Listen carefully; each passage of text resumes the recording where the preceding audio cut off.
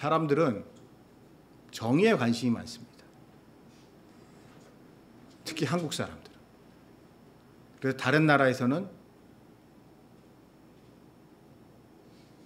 팔릴 리가 없었던 정의란 무엇이란가라는 책조차도 베스트셀러가 될 정도로 한국 사람들은 별나게 정의라는 문제에 있어서 좀 유별난 데가 있습니다.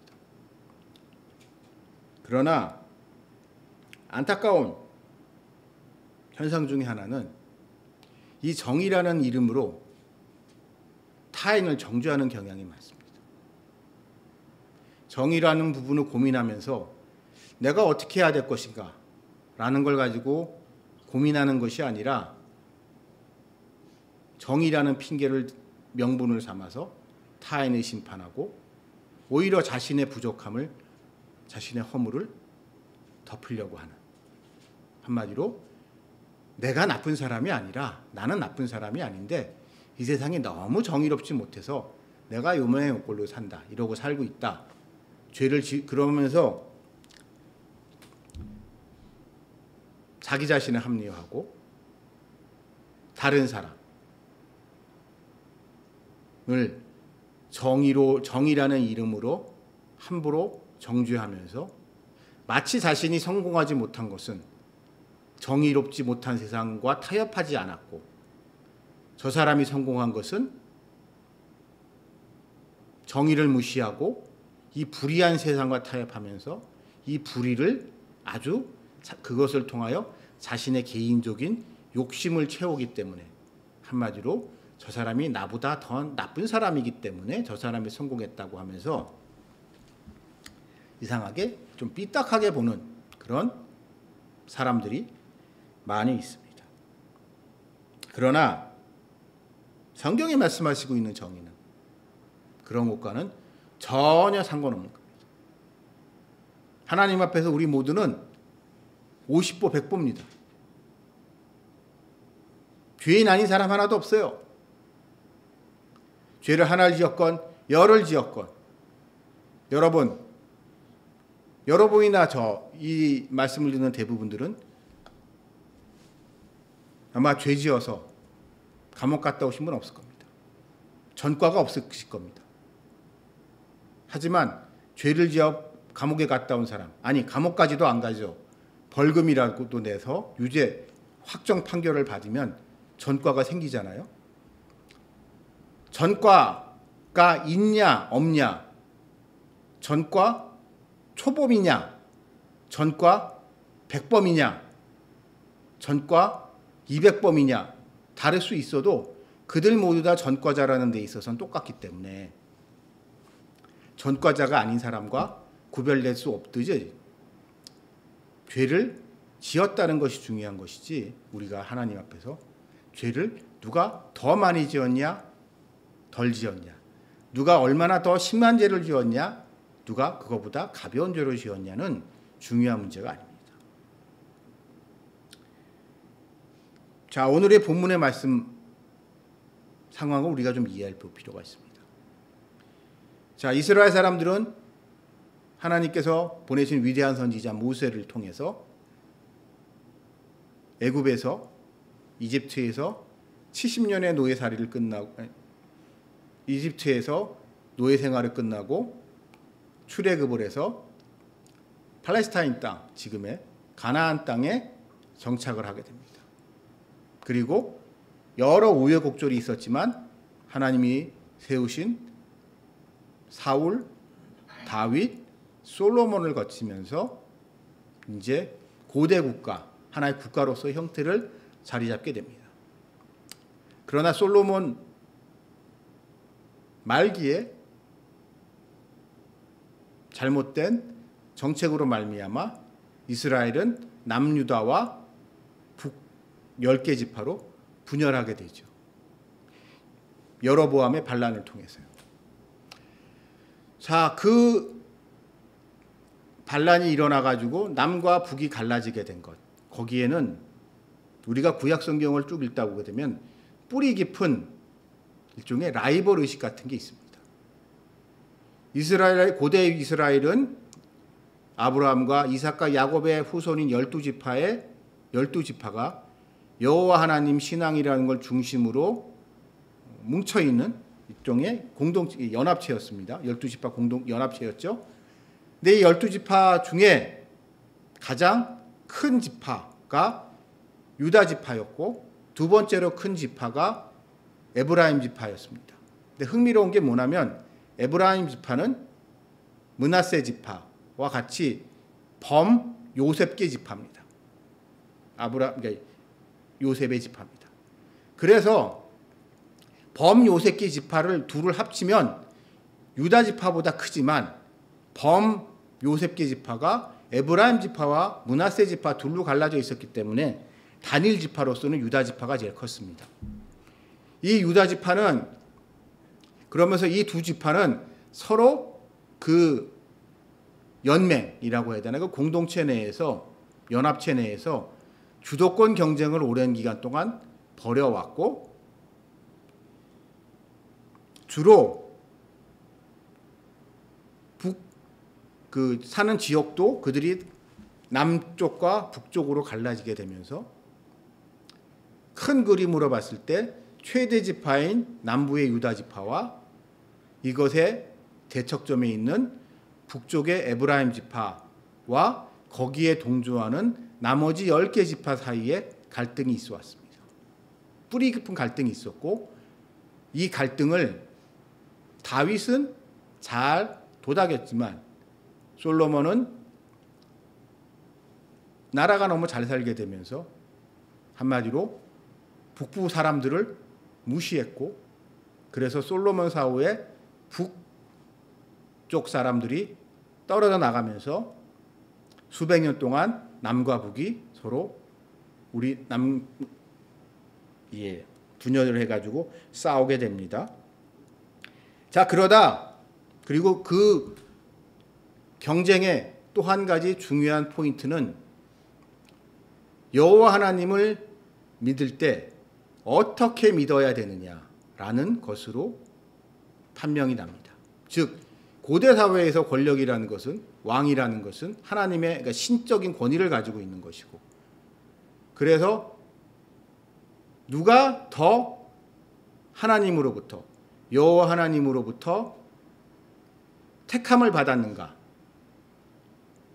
누가 한마디 우리식으로 말하면 동양식으로 말하면 누가 천명을 받았는가 가지고 남과 북이 끊임없이 갈등을 하죠. 그러는 와중에 남쪽은 예루살렘 성전을 가지고 있던 남유다는 제사장 지파였던 레위인들과 함께 자신들의 정통성을 내세웠던 거고 에브라임 지파는 북쪽의 지파들은 선지자들을 중심으로 해서 산당 제사를 중심으로 해서 그들의 신앙을 지켰고 그 산당 중에 가장 중요한 산당이 오늘 이 본문에 등장하는 라마입니다. 여러분 성경에서 라마가 어떤 곳인지 혹시 아시나요? 마지막 사사 사무엘의 고향이고 본거지입니다. 그래서 그렇기 때문에 라마가 슬퍼한다는 이야기는 오늘 15절에 나오는 라마가 슬퍼한다는 것은 그냥 언뜻 보게 되면 우리가 무슨 말인지는 이해가 안 될 수 있지만 라마를 중심으로 한 북이스라엘의 선지자 전통의 신앙을 가지고 있는 사람들의 절망을 이야기하는 겁니다. 또 거기에 뒤에서 나오는 라헬이 누구의 라헬의 후손이 결국 요셉이기 때문에 요셉 지파의 이야기인 거죠. 왜 이런 이야기가 등장하는가? 오늘의 말씀의 배경인 예레미야서 때문입니다. 예레미야서의 시대적 배경은 이렇게 분열되었던 남과 북 중에 북이스라엘이 먼저 아수르한테 멸망하게 됩니다. 아수르한테 멸망하고 난 다음에 많은 피난민들이 남유다로 넘어오게 됩니다. 왜냐하면 그들은 빨리 피난 가지 않으면 저 무자비한 아수르 사람들한테 이끌려서 어디로 가서 무슨 노예 생활을 해야 되기 때문에 그들은 살기 위해서 남유다로 피난을 옵니다. 자기 피난온 유다인 북이스라엘 출신들을 보고 남유다 사람들은 어떤 생각을 했을까요? 아마 이런 생각을 하는 사람도 많았을 것 같아요. 것 봐라 니들. 하나님이 우리 유다 지파의 대장인 다윗과 솔로몬 왕가를 세우셨는데 너희 북쪽 것들이 말이야, 북쪽 애들이 그 이상한 선지자들이나 이런 거 앞세우면서 딴짓 하다가 하고 이상한 짓을 하니까 하나님이 너희 벌 주신 거야. 하나님이 너희 벌 주셔가 너희 망한 거야. 너희는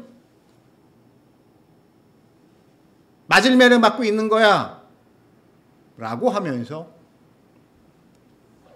북에서 피난온 많은 자기의 동족들을 이렇게 천대하는 그런 상황이었습니다.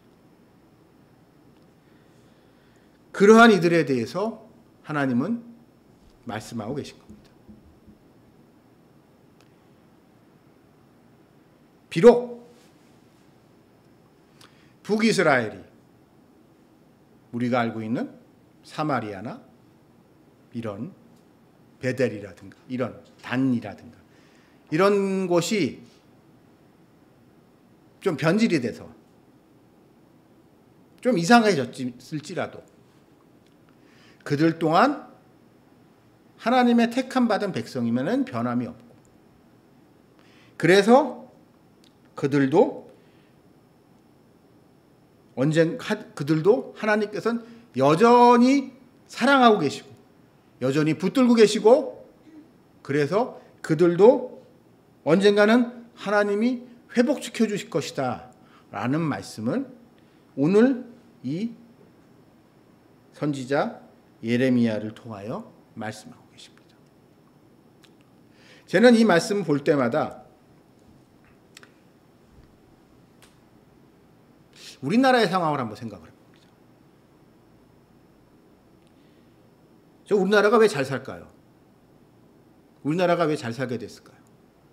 객관적으로 대한민국이라는 나라는 번영할 수 있을 만한 조건이 하나도 없던 그 어느 나라보다도 불리한 조건 속에 있던 나라입니다. 여러분도 아시다시피. 그랬던 대한민국이 지난 세기부터 지금까지 놀라운 성장을 이루었습니다. 그 이유에 대해서 예수원의 대천덕 신부님께서 살아생전 흥미로운 얘기를 하셨던 적이 있습니다. 대천덕 신부님, 탁월한 영성의 소유자시죠. 대천덕 신부님이 말씀하시기를 대한민국 사람들이 복받고 잘 사는 것은 6.25와 해방을 거치면서 남한으로 올 수밖에 없었던 수많은 피난민들과 수많은 실향민들, 이 사람들을 환대했기 때문이라고 말씀하십니다. 저는 이 말씀을 듣고 인상적이긴 했지만 그렇게 대단하다고 생각하지 않았습니다. 우리한테는 너무 당연하다고 생각했기 때문에. 아니, 같은 우리 동포가, 물론 저희 부모님이 이북에서 오신 실향민이시기도 하지만 그거를 그렇게 받아들이는 게 그렇게 어려운 일인가? 너무 당연한 거 아닌가? 같은 동포들끼리? 라고 생각하기 쉬운데 2차 세계대전 이후에 있었던 다른 나라들의 상황을 보면 그렇지가 않더군요. 예를 들어서 일본만 하더라도 8.15 이후에 많은 일본인들이 한국이라든지 그 당시 조선이죠. 조선이나 만주나 이런 데 가서 있었던 많은 일본인들이 일본으로 귀향을 하는데 일본에서 그렇게 구박을 받았다네요. 그렇게 천대를 받았대요. 대만 같은 경우도 이렇게 오랜 세월이 흘렀지만 대만 섬에 언제 이주했느냐? 옛날에 이주한 사람, 최근에 이주한 사람 사이에 융화가 안 된다네요. 일종의 서로 텃세를 부리면서. 근데 우리나라는 특이하게 그런 나라들과 달리 대단한 갈등 없이 잘 지낼 수 있었습니다. 그럼 이것이 왜 가능했을까? 생각을 해봅니다. 왜 그게 가능했을까? 다른 나라에서는 어려웠던 그 일이 한국에서는 왜 너무나 당연히 가능했을까? 결론은, 제가 내린 결론은 기독교라는 종교의 역할 때문입니다. 기독교라는 종교는 특이하게 인간의 보편성을 강조합니다. 모든 사람은 하나님의 피조물로 하나님의 사랑하는 자녀다라는 이야기를 하세요. 존재하는 모든 사람은 우리가 보기에는 저 사람이 영 아닌 것 같이 보이는 그 사람도 하나님이 이유와 목적이 있어서 이 땅에 창조하신 하나님의 사랑하는 아들과 딸이라고 말씀하고 계십니다. 되게 이게 우리가 보기에는 교회를 다니는 우리는 익숙하지만 교회와 기독교 문화와 거리가 먼 이들에게는 일본 사람들 대표적으로 아주 이상한 이야기. 그래서 그들은 복음을 받아들이기 어렵습니다. 그러나 한국은, 대한민국 사람들은 그런 기독교와 복음에 대해서 받아들였고 받아들일 수밖에 없는 상황이었고, 그래서 교회가 특히 중심이 되면서 어떻게든 그래 같은 사람들끼리 그럴 수 있나 라고 하면서 우리 사이에 갈등을 봉합해오는 역할을 해왔습니다. 그래서 우리나라는, 대한민국은 이러니 저러니 해도 큰 사회적인 갈등과 분열 없이, 물론 우리가 보기에는 나라가 문제라고 얘기하지만 다른 나라들의 상황들과 비교해 봤을 때 큰 분열 없이 지금까지 잘 지내고 있습니다. 결국 기독교적 가치관을 받아들였기 때문이죠. 심지어 교회를 안 다니는 사람일지라도요. 기독교를 우리 한국 사람들의 보편적인 정서에 얼마나 기독교적 영향이 강하게 뿌리 내리고 있는가. 불교의 영향이 강한 동아시아의 다른 나라에선 스님들이 성도들한테, 자기네 신자들한테 이런 얘기를 서슴지 않게 한다고 그러더라고요. 이번 생애에 덕을 많이 쌓으셔야 됩니다. 그래야지 다음 생애에 여자로 안 태어나세요. 라는 이야기를 서슴없이 한다고 하더라고요. 근데 제가 아는 한 불교의 교리로 봤을 때는 불교의 이제 윤회 사상으로 봤을 때 그 말이 맞는 이야기이긴 한데, 한국 사회에서 스님이 이런 말을 할 수는 없죠. 왜냐하면 이미 한국 사회는 그런 식의 가치관을 용납하지 않는, 인간의 보편적 인권을 존중하는 그러한 사회가 됐기 때문입니다. 그리고 이것은 제가 보기엔 이러한 한국인들의 가치관은 오늘날 그 이후에 지금까지 내려오면서 많은 성공에 결정적인 역할을 하고 있는 것 같습니다. 최근에 일본이 많이 어렵다고 하죠. 여러분, 일본과 한국이 우리는 어렵다고 하는데 일본이 어려운 거에 비하면 어려운 축도 아닙니다. 우리가 어렵다고 하지만 중국이 어려운 거에 비하면 어려운 축도 아닙니다. 그 두 나라와 한국의 가장 결정적인 차이가 뭘까요? 기독교를 거부한 그들과 우리의 차이. 제가 보기에 가장 결정적인 차이는 우리 이웃에 대한 태도입니다. 일본인들이나 중국인들은 나와 내 가족이 전부. 이웃? 이웃이 누군데? 이웃이 뭔데? 누가 이웃인데? 그래, 이웃 사랑 중요하지. 그럼 누가 이웃인데? 라고 하면서 자신들의 이웃의 범위를 최대한 축소시키려는 경향이 있습니다. 근데 기독교의 영향이 강한 한국 사람들은 이웃의 범위를 확대시키려고 하는 경향이 있습니다. 그래서 그 어느 나라보다도 대한민국이라는 나라는 특이하게 단일민족 국가라고 하면서도 외국인들에 대해서 포용적인 나라가 되어 있는 되게 특이한 나라가 되어 있습니다, 지금. 그래서 외국인 노동자들이 어느 나라 가서 일할 때, 동남아나 이런 데서 1순위로 가장 선호하는 나라가 대한민국이 됐습니다.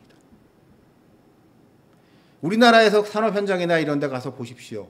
외노자들 많고 그중에 베트남 사람들도 많죠. 흥미로운 게요.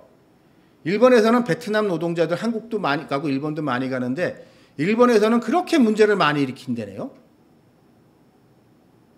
근데 한국에서는 그냥 일들만 열심히 합니다. 별 문제 안 일으킵니다. 그리고 오늘날에는 일본보다는 한국을 더 오고 싶어 합니다. 왜? 돈도 한국이 더 많이 줄 뿐더러 한국이 더 그 사람들 입장에서는 사람 대접을 해줍니다. 한국 사람은 잘하는 거 있잖아요. 공장 같은 데 일할 때. 끝나고 한잔 하면서 야, 너희 먼 고향에서 와가지고 고생 많다라고 하면서 한잔 하면서 너도 열심히 일해서 돈 벌어서 네 고향 돌아가가지고 떵떵거리고 살아야지 라고 하면서 이렇게 마음이 정과 정이 통하는 그런 것 때문에 외노자들이 압도적으로 우리나라를 선호한다고 합니다.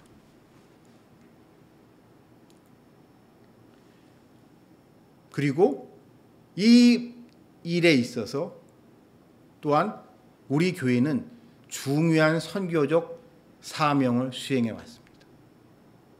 외노자들이 처음 한국에 들어왔기 시작했었던 90년대부터